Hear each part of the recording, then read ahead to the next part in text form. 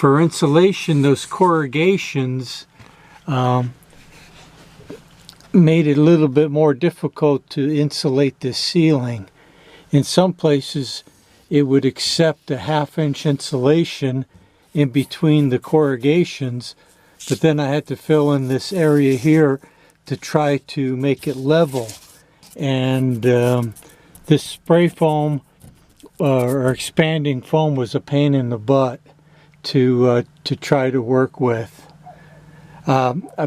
First I tried putting a clear plastic tape over it and then shooting the foam in, but then the foam didn't cure because it couldn't get any air. Then I used fabric and I taped up there, and it was just a big mess.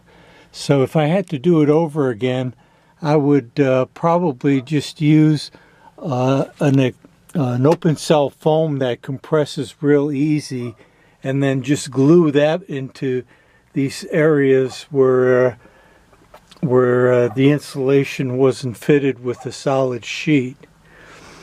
Now that the insulation is even all the way across, I'm putting in a second layer of insulation, which I've done here, and I may even go with the third insulation to cover up these roof bows, because when I was camping with this vehicle here last week, there was condensation on those roof bows in the morning when I woke up.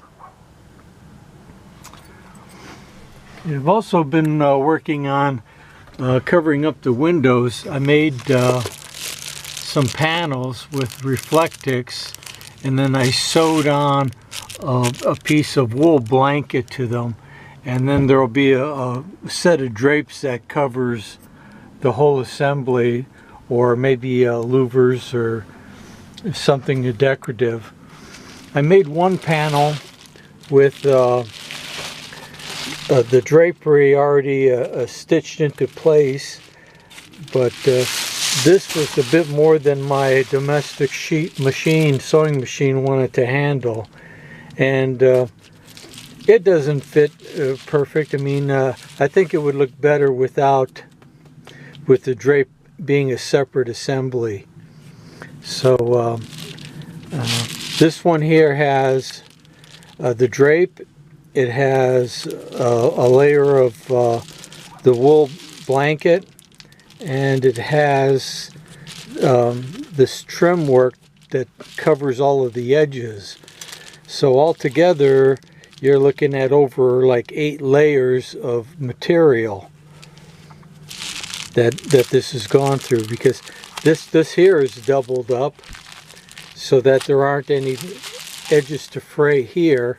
So with just this trim piece, you're looking at 4 layers just for the machine to go through this, and then 2 more layers of this Reflectix material, and then the hem on the drape here is 2 layers, so that's 2, 4, 6, 8 layers, and it's just a little bit too hard to work with.